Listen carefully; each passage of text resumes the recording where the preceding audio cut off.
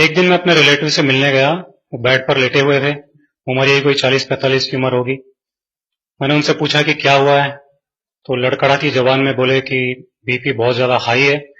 Doctor को भी सुबह दिखा दिया, गोली भी ले ली है, लेकिन अभी तक कोई आराम नहीं आया और बहुत उनकी हालत खराब थी।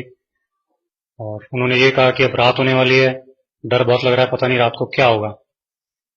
तो मैंने उनसे कहा बस इतनी सी बात है, आप जरा चिमटी मंगाइए। बोले क्या?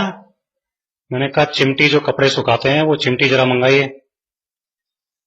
उन्होंने कहा उसका क्या करोगे? मैंने कहा आप मंगाइए तो सही। तो वो ये चिमटी लेकर आए।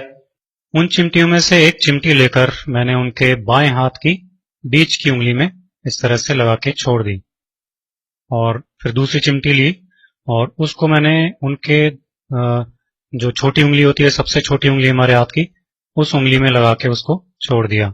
फिर उनके दाएं हाथ की बीच की उंगली में भी एक चिमटी लगा दी और जो सबसे छोटी उंगली होती है उसमें भी एक चिमटी लगा के छोड़ दी। फिर मैंने उनसे कहा कि अब आप लेटे रहिए और जब अनईजी लगे तब इनको हटाने के लिए बोल देना। 5 मिनट बाद ही उन्होंने कहा कि मुझे बहुत ही अनईजी लग रहा है, आप इसको हटा दो। मैंने उनकी सारी चिमटियां हाथ में से हटा दी और फिर बीपी हाथों हाथ नापा। उनका बीपी बिल्कुल नॉर्मल था।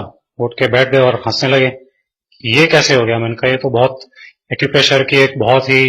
एक्यूप्रेशर का बहुत ही अच्छा इलाज है और बहुत ही आसान है, कोई भी कभी भी कर सकता है। तो दोस्तों, इस तरह से एक्यूप्रेशर का ये इलाज हाई बीपी के लिए बहुत ज्यादा और इंस्टेंटली इफेक्टिव है। ये लाइफ सेविंग ट्रीटमेंट है। आप इसको यूज कीजिए, रोजाना इसको कर सकते हैं, इससे बीपी नॉर्मल रहने लग जाता है।